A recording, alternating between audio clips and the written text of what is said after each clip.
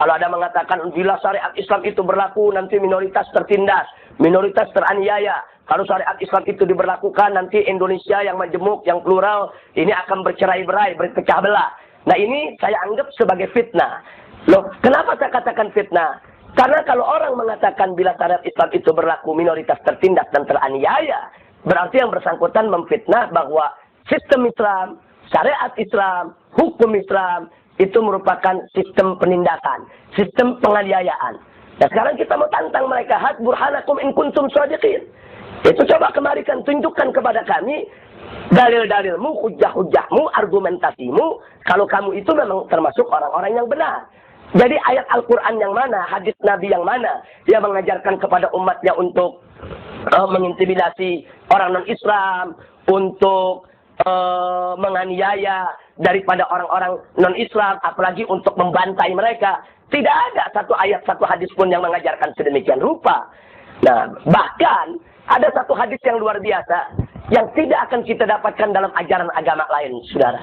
Di mana Nabi mengatakan dalam satu kesempatan, di mana beliau nyatakan, man azazimiyan fa ana khosmu khosamtuhu yaumal qiyamah. Kata Nabi, barang siapa ada orang Islam yang mengganggu orang kafir zimmi. Kafir zimmi itu adalah orang di luar Islam yang bersikap baik terhadap umat Islam, yang tidak mengganggu umat Islam. Jadi kata Nabi, barang siapa ada orang Islam yang mengganggu orang non-Islam, yang nggak mengganggu umat Islam, fa'ana khosmuh, kata beliau, maka aku akan jadi musuh dia. Khosamtuhu yaumal qiyamah. Dan di hari kiamat nanti akan aku musuhi dia. Masya Allah.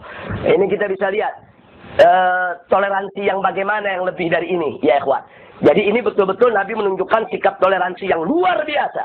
Jauh di atas orang-orang selama ini yang ngaku-ngaku punya toleransi, saudara. Nabi katakan, andai kata ada orang Islam mengganggu orang non-Islam yang tidak pernah mengganggu umat Islam, maka saya akan jadi musuh si Muslim tadi. Subhanallah.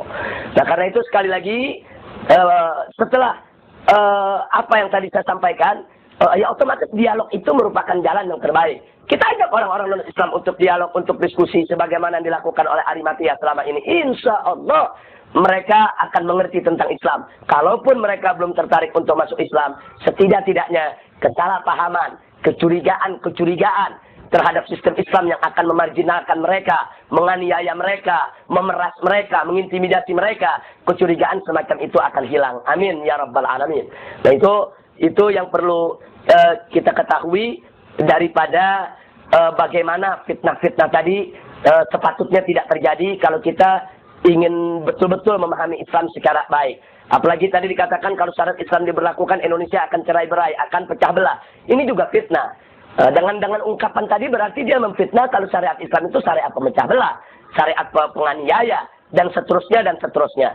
Nah persoalan dikatakan Indonesia majemuk, Indonesia plural, dulu negara yang dipegang oleh Nabi, Madinah dan sekitarnya itu juga plural, itu juga majemuk. Di sana ada Muslim, ada Nasrani, ada Yahudi, ada Majusi, ada Ubadul Asnam. Majemuk masyarakat Madinah saat itu. Jadi bukan tidak majemuk, tapi dengan piawainya Nabi mampu memimpin mereka dengan menerapkan sistem Islam dan menunjukkan kepada mereka bagaimana indahnya Islam. Ternyata orang-orang kafir tadi akhirnya menerima penerapan syariat Islam yang ada. Nah ya inilah PR buat kita semua. Bagaimana kita tunjukkan kepada orang-orang di luar Islam bahwa syariat Islam ini diturunkan sebagai rahmat untuk semesta alam, bukan hanya sebagai rahmat untuk kaum muslimin saja, bahkan untuk seluruh umat manusia yang mau ikut tunduk daripada aturan yang ada di dalam ajaran Islam tersebut. Nah karena itu sekali lagi kembali kepada pertanyaan tadi, bagaimana cara yang paling efektif, yang paling baik? Caranya adalah dengan dakwah, ajak-ajak diskusi, banyak yaitu seminar, penulisan buku, sosialisasi ke semua tempat, termasuk ke umat di luar Islam sekalipun. Nah akhirnya sebelum saya cukupkan, saya ingatkan tentang konsep yang terbaik yang pernah Allah nyatakan dalam Al-Quranul Karim. Tatkala Allah membimbing nabinya bagaimana cara menghadapi orang-orang Yahudi. Allah katakan kepada Nabi bagaimana cara menghadapi orang Yahudi. Faqala ta'ala, ud'u ila sabili rabbika bil hikmah wal mau'izatil hasanah wajadilhum billati hiya ahsan. Shadaqallahul aliyyul azim. Luar biasa Allah mengatakan kepada Nabi, ya Muhammad, ud'u ila sabili rabbika bil hikmah. Ajak itu mereka ke jalan Tuhanmu dengan hikmah, yaitu dengan ilmu yang manfaat, ilmu yang diamalkan, ilmu yang kita tunjukkan dengan amal ibadah kita di hadapan mereka.